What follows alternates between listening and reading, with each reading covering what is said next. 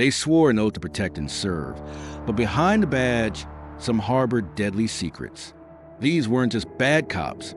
They were murderers, drug lords, and cold-blooded killers hiding in plain sight. With flashing lights and loaded guns, they used the system to commit the very crimes they were sworn to stop. But justice doesn't sleep forever. In this countdown, we expose the darkest chapters of law enforcement. The officers who cross a line so far, they ended up behind bars for life.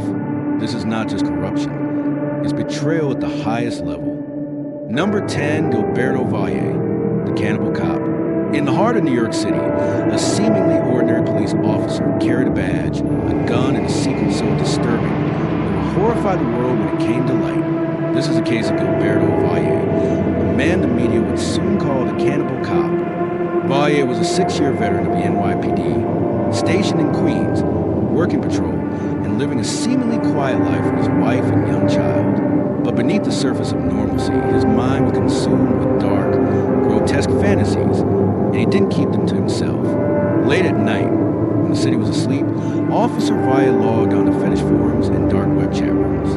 But this wasn't simple roleplay. In graphic, chilling detail, Valle described kidnapping women he knew personally, torturing them, cooking them, and eating them alive. He exchanged recipes. He discussed building a torture chamber. He talked about the best way to prepare human meat. The women he fantasized about, friends, former classmates, even his own wife. He accessed police databases to track down their addresses and routines, using his authority as a cop to stalk his targets. And he did it with disturbing calm. His online conversations were so detailed, so vivid, and so methodical that the FBI got involved. They believed this wasn't just talk. It was the early planning stages of a real-life cannibalistic crime spree. In 2012, Valle was arrested. The charges? Conspiracy to kidnap and improper use of police databases. The evidence? Hundreds of pages of chat logs, surveillance notes, and a list of intended victims. But here's where the case turns controversial. Valle's defense attorney argued that everything, the entire horror show, was fantasy, just words. A disturbing kink, yes, but not an actual crime. Valle had never kidnapped anyone. He had no history of violence. There were no victims, no remains, no physical evidence of any attempted attack. Just conversations and a twisted imagination. The courtroom turned into a battle of morality, fear, and law.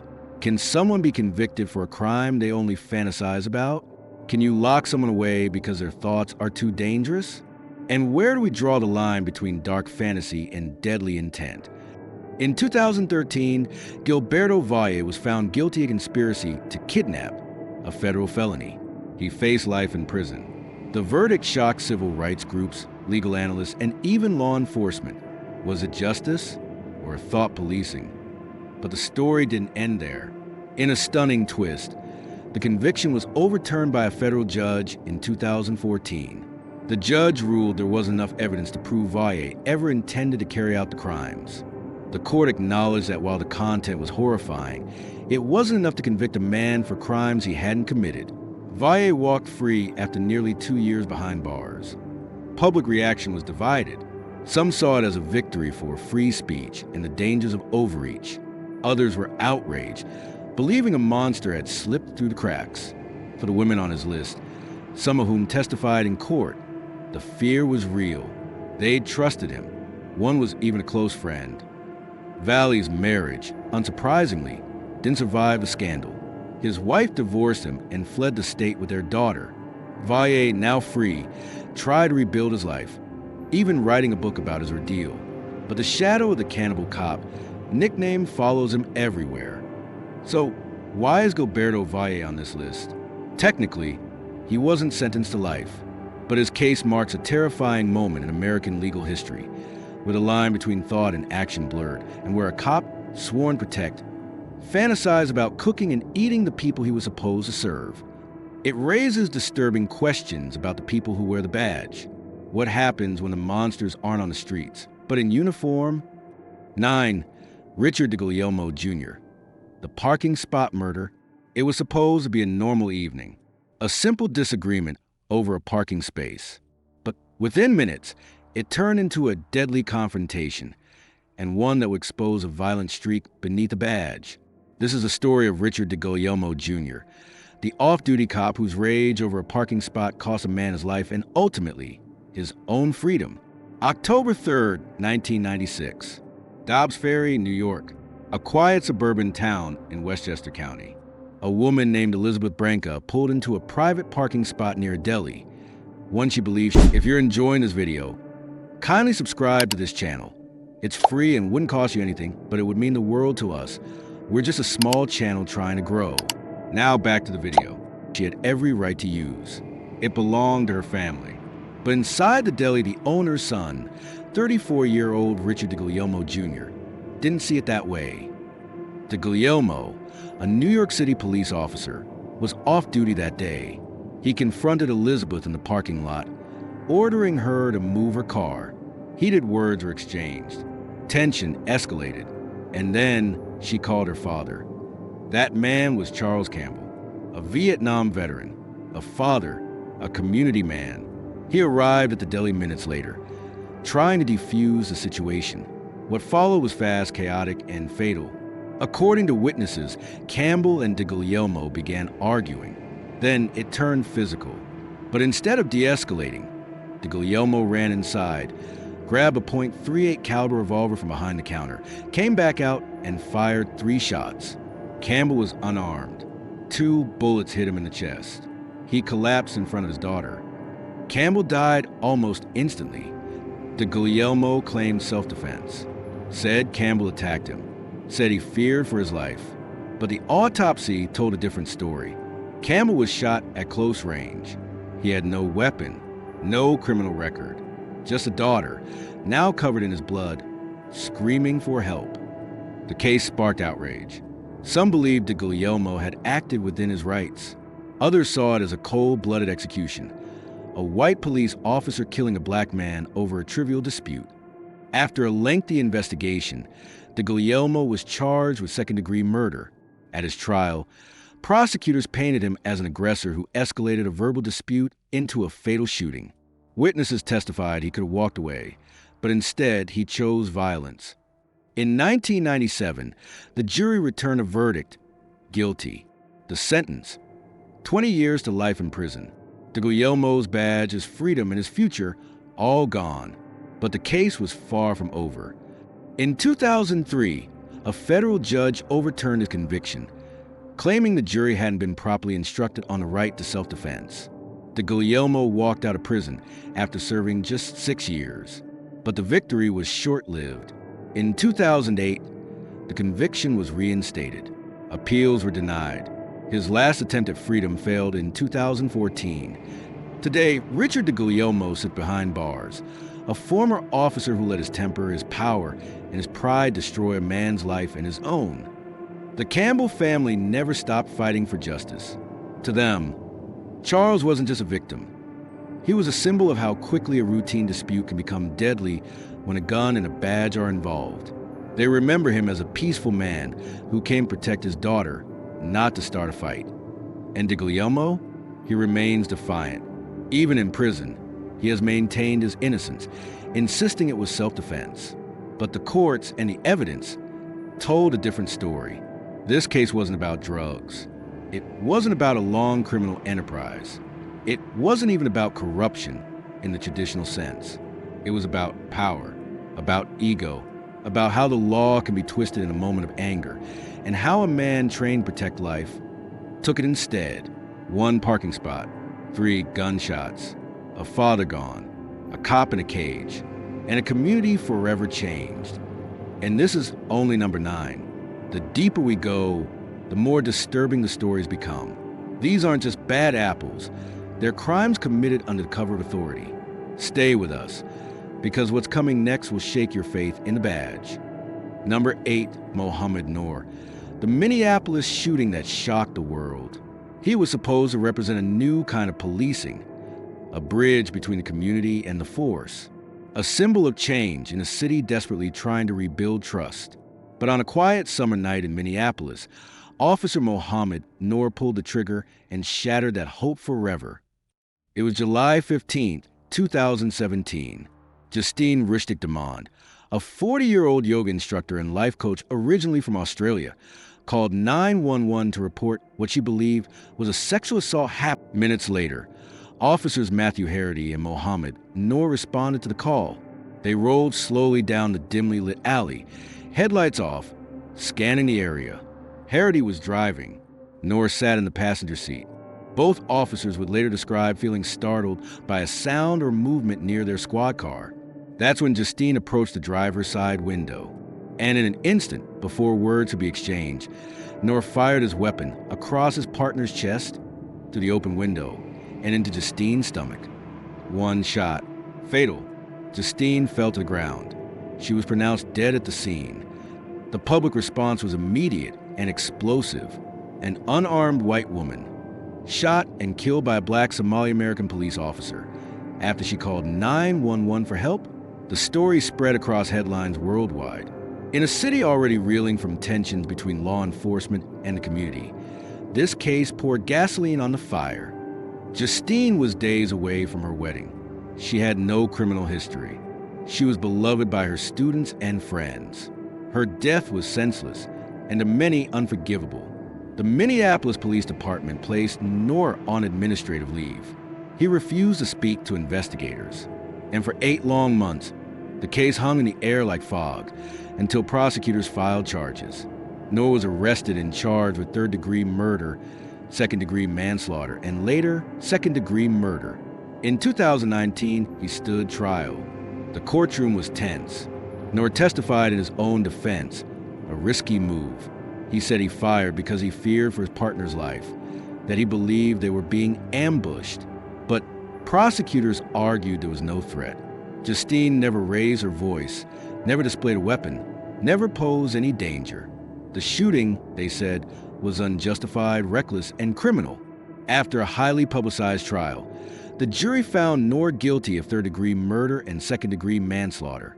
He was sentenced to 12.5 years in prison. But the story didn't end there. In 2021, the Minnesota Supreme Court overturned the third-degree murder conviction, ruling that the charge didn't apply because it required a depraved mind acting without regard to a specific target, and Noor had fired at a specific person. He was resentenced to nearly 5 years on the lesser manslaughter conviction. He served roughly 3.5 years before being released in June 2022. He is no longer a police officer. The fallout was immense. The city of Minneapolis paid $20 million to Justine's family in a wrongful death settlement, one of the largest police-related payouts in U.S. history. But no amount of money could erase what had happened. This case raised brutal, uncomfortable questions. Why was a trained officer so quick to shoot? Why was fear so deeply embedded in the response to a call for help? And what does it say about police training, or the lack of it, when someone who was supposed to de-escalate a situation ended up killing an innocent person in seconds? Mohammed Noor's story is not one of long-running corruption, drugs, or organized crime. He didn't plan to commit murder. He wasn't trying to exploit the badge. But his actions, split-second irreversible, ended a life and betrayed the most fundamental promise of the police uniform: to protect. To some, he was a scapegoat, the first officer in Minnesota to be convicted for a fatal on-duty shooting, while others have walked free. To others, he was a symbol of everything broken in American policing: fear, poor judgment, and deadly overreaction. But no matter how you view the man, the fact remains: a woman called 911 for help and ended up dead at the hands of the very people she trusted. And that is why Mohammed Noor's name belongs on this list. He pulled the trigger once and changed 2 lives forever, hers and his. And we're only at number 8. From here, the stories get darker, the corruption deeper, and the betrayal more chilling. Keep watching. The badge doesn't always protect the innocent. 7. Jason Van Dyke. 16 shots that changed Chicago. He emptied his clip into a teenager. 16 bullets. Most fired while the boy was already on the ground. And for over a year, the system tried to keep it quiet. But when the video came out, everything changed. This is the story of Jason Van Dyke, the Chicago cop whose gun, lies, and silence sent shockwaves to the entire nation. October 20th, 2014. A chilly night in Chicago's southwest side. Officers responded to a call about a young man acting erratically with a knife. The suspect, Laquan McDonald, 17 years old, a ward of the state, alone, carrying a small folding blade, not attacking anyone, just walking down the middle of the street. When police first approached him, he didn't run, he didn't charge, he simply kept walking. Several officers on the scene followed protocol. They maintained distance, called for backup, waited for a taser, but then Officer Jason Van Dyke arrived. Within seconds of stepping out of his patrol car, Van Dyke opened fire. Dashcam footage would later reveal the horrifying sequence, Laquan walking away. Then a flash, a jolt. He crumples to the pavement, but the shots didn't stop. Van Dyke fired 16 rounds, most after Laquan had already fallen. He kept pulling the trigger, even as the teen's body twisted and jerked from the bullets. Immediately, the official police report painted a different picture. Officers claimed Laquan lunged at them with the knife, that Van Dyke acted in fear for his life, that the shooting was justified. But there was a problem, the dashcam video, and the city of Chicago knew it.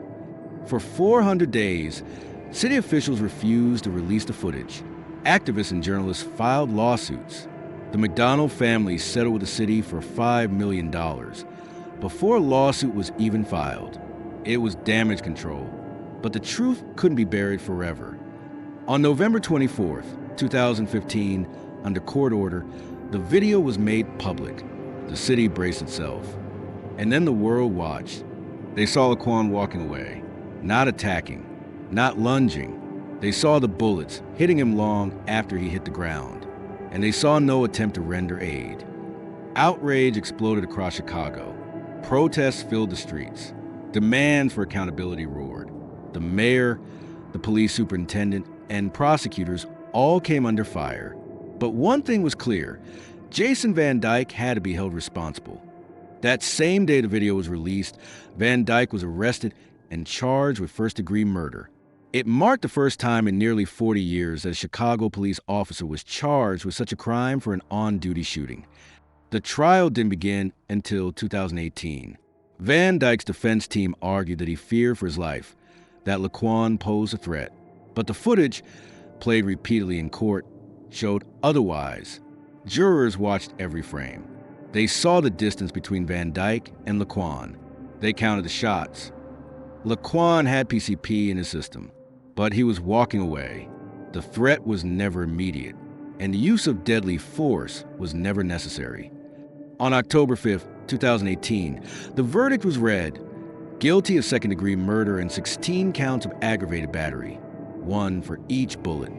Van Dyke was sentenced to 6 years and 9 months in prison. To many, it was a small price for such a brutal act. A man shot 16 times, and the officer walked free after serving just over 3 years. But to others, the conviction was a historic moment, a sign that even a badge couldn't shield someone from justice forever. The city of Chicago paid out millions more in legal fees.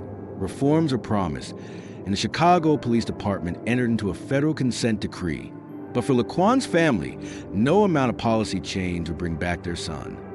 Jason Van Dyke's name is burned into the memory of Chicago, not because he was a hero, not because he protected the public, but because he became a symbol of excessive force, of systemic cover-up, and the power video has to reveal the truth the system tries to hide. 16 bullets, 17 years old, 1 life ended, and the trust between the community and its police force shattered. We're not done yet. There are 6 more names on this list, and each one has a story that will shake you to your core. Stay with us. Number 6, Stacy Kuhn and Lawrence Powell. Rodney King, 81 blows and a nation on fire. They weren't just officers of the law. They were symbols of a brutal system. On a dark March night in 1991, Stacy Kuhn and Lawrence Powell turned a traffic stop into a nationally televised nightmare. The world saw the tape. The country erupted. And the phrase, police brutality, would never be seen the same again. Rodney King wasn't a saint. He'd been drinking. He was on parole. And when California Highway Patrol officers tried to pull him over for speeding on Interstate 210, he fled. A high-speed chase followed. Helicopters, sirens, a swarm of cruisers. But when he finally stopped, he didn't expect what came next. King, unarmed and visibly dazed, exited the car. He was quickly surrounded by LAPD officers, among them Sergeant Stacy Kuhn and Officer Lawrence Powell. And then it began. They struck him again and again, batons cracking bone, feet slamming down. Rodney tried to crawl to shield himself, but they kept going. Over 80 blows, tasers, kicks to the skull, all while other officers stood by and watched. But this time, someone was watching from afar with a camera. George Holliday, a nearby resident, heard the commotion and filmed the entire ordeal with a home video camera from his balcony. The footage was raw, bloody, impossible to justify, and within days, it was everywhere. Local news, national broadcasts, then the world. Rodney King's bloodied, broken body became the face of a movement, and for once, there was undeniable proof.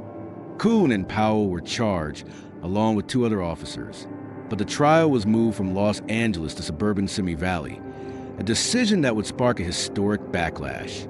The jury, predominantly white. The outcome, shocking. On April 29, 1992, after one of the most closely watched trials in American history, the jury found all 4 officers not guilty. The reaction was instant and violent. Los Angeles erupted in flames. Riots tore through the city. Businesses were looted. Innocent people were dragged from their cars and beaten in the street. The National Guard was deployed. It would take 6 days to bring order back. By the end, 63 people were dead, over 2,000 injured, and nearly $1 billion in damages left behind. Under immense public pressure, the federal government stepped in.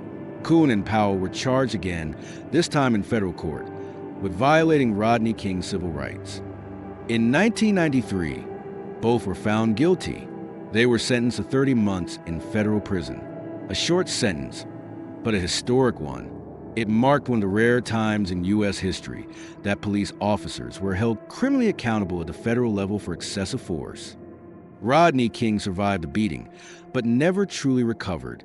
He suffered from long-term physical and emotional trauma. He later admitted to struggling with addiction and personal demons. In 2012, he was found dead in his swimming pool. He was 47.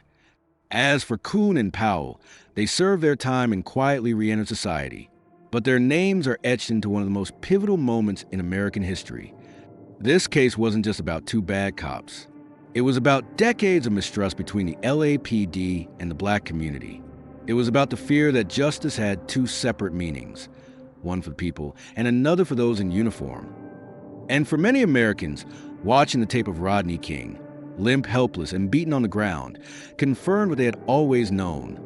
Power without accountability becomes violence. The Rodney King case ignited a fire. It brought the conversation of police brutality to the national stage, raw, unfiltered, and impossible to ignore. And it reminded us that sometimes the badge doesn't protect the people, it protects the guilty. We're halfway through this countdown. From here, the corruption gets colder, the crimes more calculating, and the fall even harder. Number 5, Drew Peterson. For years, Drew Peterson was seen as a model police officer. A decorated sergeant in Bolingbrook, Illinois, he was respected by his peers and trusted by his community. But beneath the surface of the seemingly upstanding man lay dark secrets. Secrets that would eventually unravel into a disturbing story of domestic abuse, suspicious deaths, and cold-blooded murder. Drew Peterson was married 4 times. His first 2 marriages ended quietly, but the last 2 took a tragic turn. His 3rd wife, Kathleen Savio, died under mysterious circumstances in 2004. She was found drowned in her bathtub. At first, her death was ruled an accident, but there were troubling inconsistencies. Kathleen was a strong swimmer, yet somehow drowned in her own home. Furthermore, there were signs of bruising and a history of domestic violence that raised serious doubts. Despite these suspicions, Peterson's position as a police sergeant seemed to shield him from intense scrutiny. Then came his 4th wife, Stacy and Callis Peterson. Only 23 years old, Stacy was described by friends and family as a vibrant young woman who quickly grew fearful after marrying Drew. They said she was trapped in an abusive relationship, terrified to leave. On October 28, 2007, Stacy disappeared without a trace. She left behind 2 young children and a web of unanswered questions. When Stacy vanished, Drew told the police she had simply left him, possibly to be with another man. He portrayed himself as a concerned husband confused by her sudden departure. But Stacy's family and friends didn't buy it. They insisted she was scared and wanted out of the marriage. The public grew suspicious, especially given the mysterious circumstances of Kathleen's death just a few years earlier. Initially, Bolingbrook police were hesitant to investigate one of their own sergeants thoroughly. There was a code of silence, a reluctance to look too closely at Drew Peterson. However, as pressure mounted from the media and public, the case was reopened. In 2008, Kathleen Savio's death was officially reclassified as a homicide. This was a major turning point. Suddenly, the deaths in Peterson's life could no longer be dismissed as unfortunate accidents. Despite Stacy's body never being found, prosecutors moved forward with charges against Drew Peterson for her murder. The case hinged on witness testimony, forensic evidence, and a disturbing pattern of abuse and intimidation. Friends of Stacy testified that she was desperate to leave and feared for her life. Neighbors recalled loud arguments and strange behaviors around the couple's home. The trial that followed gripped the nation. Prosecutors painted Drew Peterson as a man who uses authority and charm to hide a dangerous and violent nature. His courtroom demeanor, calm, sometimes cold and detached, contrasted sharply with the emotional testimony of those who had suffered because of him. The defense argued that without Stacy's body, there was reasonable doubt. They claimed the evidence was circumstantial and that Drew deserved the benefit of the doubt. However, the jury was convinced by the overwhelming evidence and the stories of fear and control that surrounded Drew Peterson. In 2012, he was found guilty of murdering Stacy Peterson. He was sentenced to 38 years in prison, a sentence that reflected the seriousness of his crimes and the breach of trust he had committed as a police officer. Drew Peterson's fall from grace was as dramatic as his rise. The man once hailed as protector was now a convicted murderer. His story highlighted the terrifying truth that power and authority can be abused, and that sometimes those who would badge are the very people who commit the darkest crimes. The case also shed light on systemic issues within law enforcement. How many warning signs have been missed or ignored because of Peterson's role as a cop? How many victims suffer in silence because the very institutions meant to protect them can become their worst enemies? These questions sparked important conversations about domestic violence, accountability, and the need for reform in police culture. Even behind bars, Drew Peterson remains a figure of infamy. His name is synonymous with betrayal, abuse, and corruption of power. For Stacy's children and family, the verdict offered some closure, but could never erase the pain of losing a mother and sister. The tragedy also served as a stark reminder that justice must be vigilant. No one, no matter their rank or reputation, is above the law. As we continue this countdown, Drew Peterson's story stands as a haunting example of the dangers of unchecked authority. It is a warning that the line between protector and predator can sometimes blur, and that true justice demands courage, persistence, and a willingness to hold even the most powerful accountable. Number 4, Joseph Miedzianowski. Joseph Miedzianowski was a Chicago police officer for over 2 decades. To the public, he wore the badge and uniform of someone sworn to uphold the law, to protect and serve his community. But behind closed doors, Miedzianowski was far from the hero his title suggested. Instead, he was a corrupt cop deeply involved in criminal activity, one of the most notorious examples of police corruption in Chicago's history. His story reveals how a man entrusted with immense power can abuse that trust to devastating effect. Throughout his career, Miedzianowski engaged in a pattern of criminal behavior. He accepted bribes from drug dealers and criminals, turning a blind eye to illegal activities in exchange for cash and favors. But he did not stop there. Miedzianowski went beyond passive corruption. He actively protected drug traffickers, facilitated their operations, and used his authority to intimidate witnesses and suppress investigations. Miedzianowski's influence was vast and far-reaching. He was a ringleader within a corrupt network that included other officers who either aided him or feared crossing him. This network operated almost like a criminal enterprise embedded within the police department itself. His actions helped turn neighborhoods into lawless zones where drugs, violence, and fear were rampant. Communities that depended on the police for safety instead suffered from betrayal and abuse at the hands of those sworn to protect them. The public and internal affairs began to suspect something was seriously wrong. Rumors, whistleblower complaints, and undercover investigations slowly pieced together the scale of Miedzianowski's corruption. His arrogance and sense of impunity made him careless at times, which ultimately led to his downfall. By 1999, prosecutors had gathered enough evidence to indict Miedzianowski on a slew of charges, including racketeering, drug conspiracy, theft, and even murder. During the high-profile trial, chilling details emerged. Prosecutors presented evidence showing how Miedzianowski not only took bribes but orchestrated violence to silence those who threatened his empire.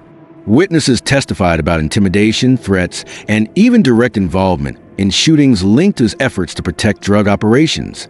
The trial revealed the terrifying extent to which corruption had taken root in one of America's largest police departments.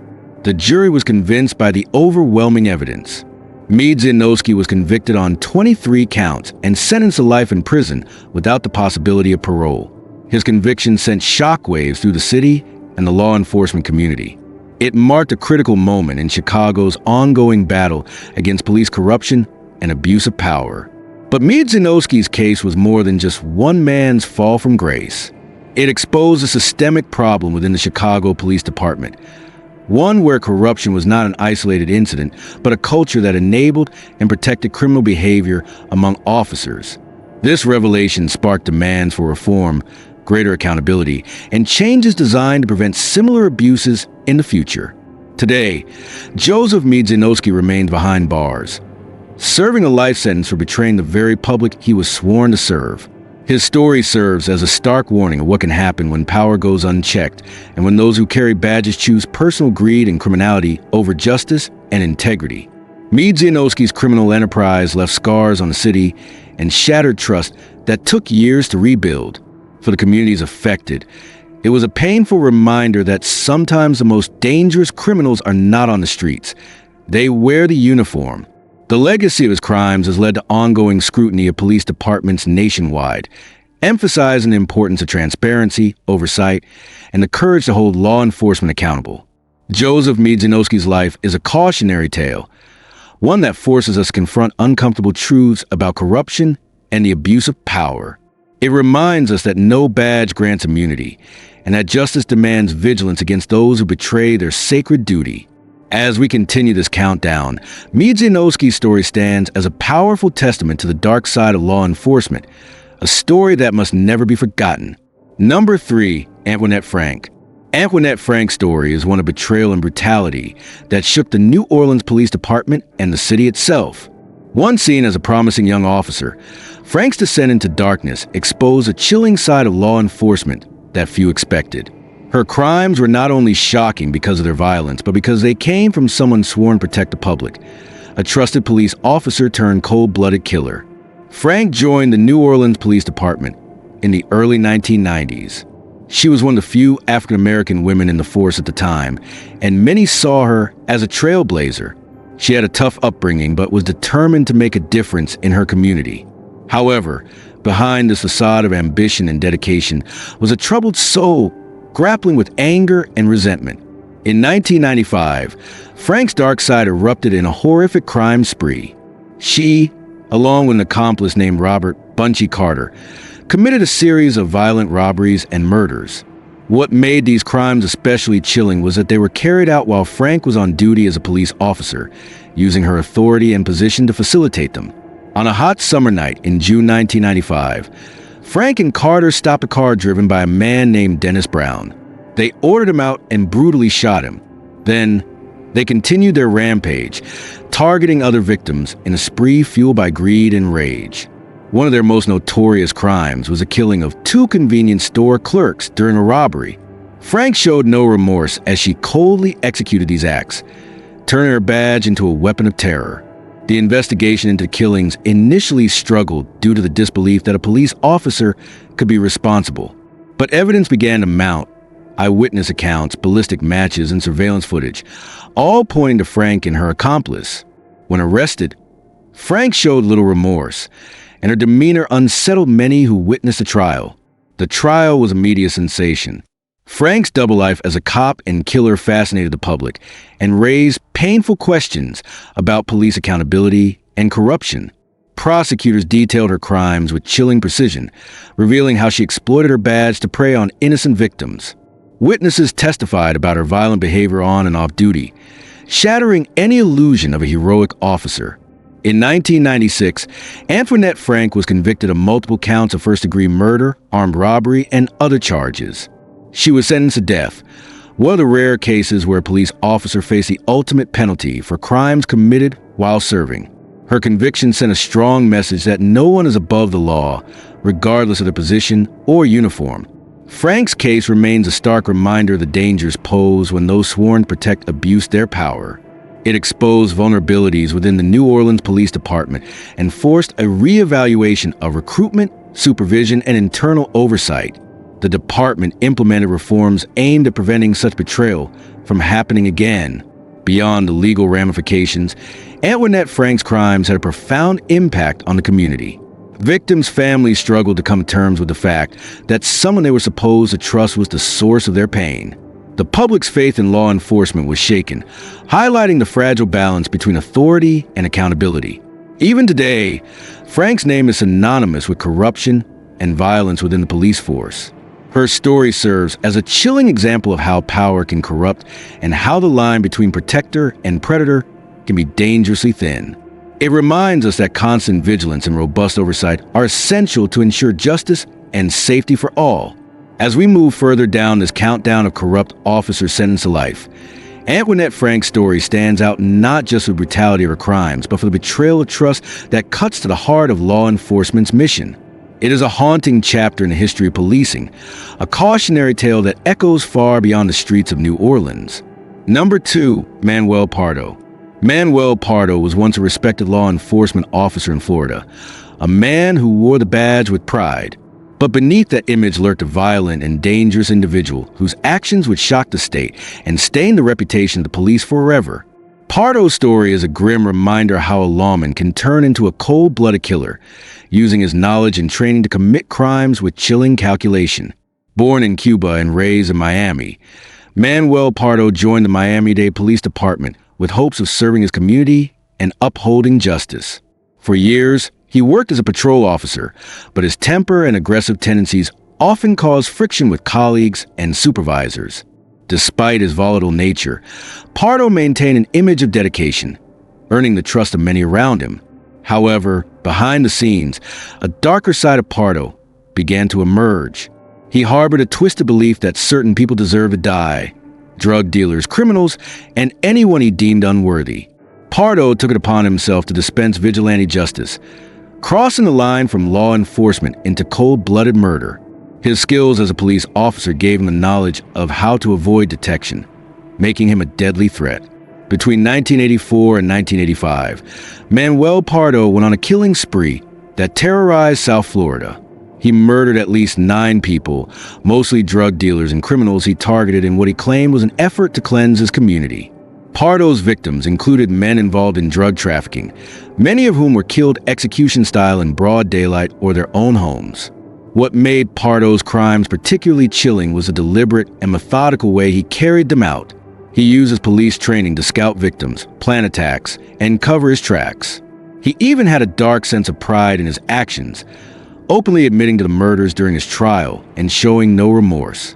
His vigilante mindset blurred the lines between justice and murder, raising troubling questions about morality and law.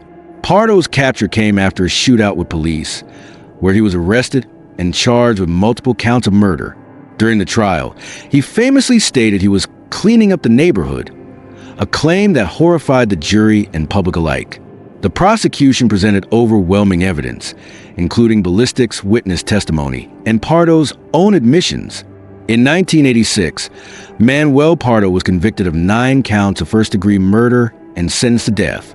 His case became one of the most notorious examples of police corruption and violence in Florida's history.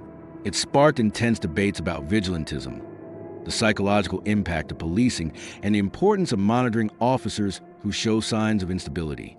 Pardo's crimes also reveal the potential dangers of unchecked authority within law enforcement. His ability to commit such heinous acts while wearing a badge raised serious concerns about recruitment, training, and oversight in police departments. The need for mental health support and better screening for officers became a central focus in the wake of his case. Manuel Pardo's story remains a chilling cautionary tale of how a protector can become a predator. It serves as a stark warning of the consequences when power is abused and when individuals take the law into their own hands. The victims he left behind and the communities terrorized by his actions continue to remind us of the human cost of corruption within law enforcement. As we move closer to the top of our countdown, Manuel Pardo's case stands as a dark testament to the deadly potential of corrupt police officers. His story challenges us to remain vigilant, demanding accountability and transparency from those who carry the badge. Because when law enforcement fails, the consequences can be deadly. Number 1, Gerard Schaefer, the cop who was a serial killer. Gerard John Schaefer is perhaps one of the most chilling examples of corruption and evil lurking within law enforcement. A man who donned the uniform of a police officer, yet hid a dark, twisted secret.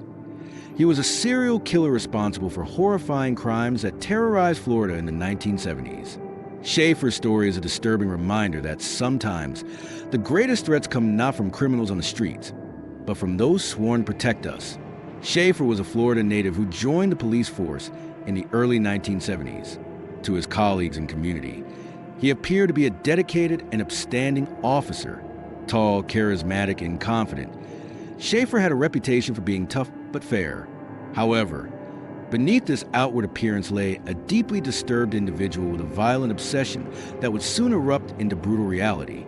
Over several years, Schaefer lured young women and girls into his trap, using his position and knowledge of law enforcement to evade suspicion.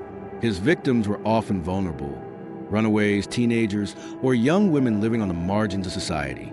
He would charm or intimidate them before abducting, torturing, and ultimately murdering them in a series of horrifying crimes. What made Schaefer's crimes especially terrifying was his cold, methodical approach. He kept detailed journals and photographs documenting his acts, revealing a twisted mind obsessed with control and domination. His actions showed a complete lack of empathy, and his ability to live a double life shocked those who knew him. Despite suspicions arising among fellow officers and investigators, Schaefer managed to avoid detection for years. His knowledge of police procedures helped him cover his tracks, and his colleagues' trust shielded him from scrutiny.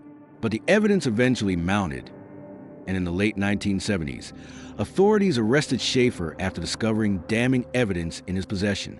The trial was a media sensation, revealing the full extent of his depravity. Schaefer was charged with multiple counts of murder and other crimes, facing a court determined to bring justice for the victims. His cold demeanor in court further horrified the public, as he showed no remorse and often appeared detached from the gravity of his actions. In 1973, Gerard Schaefer was convicted of 2 murders, but authorities suspected he was responsible for many more. He was sentenced to life in prison, where he remained until his death in 1995, stabbed by a fellow inmate. His story continues to haunt law enforcement agencies and communities alike.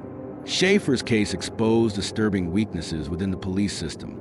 It highlighted how a predator could use the very tools designed to enforce justice as instruments of terror. His crimes prompted changes in how police departments vet and monitor their officers, emphasizing the need for vigilance and transparency. Today, Gerard Schaefer is remembered as one of the darkest figures in American law enforcement history, a man whose betrayal of his oath cost innocent lives and shattered trust. His legacy serves as a grim reminder that evil can sometimes wear a badge, and the fight against corruption must be relentless. As we conclude this countdown of corrupt police officers sentenced to life in prison, Schaefer's story stands as the ultimate warning. It reminds us that power without accountability can lead to unimaginable horrors, and that protecting the innocent requires constant vigilance, even against those who claim to protect us.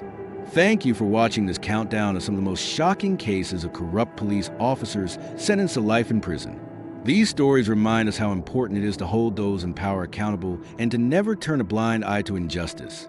If you found this video eye-opening, please give a thumbs up and share it with others who care about truth and justice. Don't forget to subscribe and hit the notification bell so you never miss a new video. Let me know in the comments which case surprised you the most, or if there are other true crime stories you want me to cover next. Stay safe,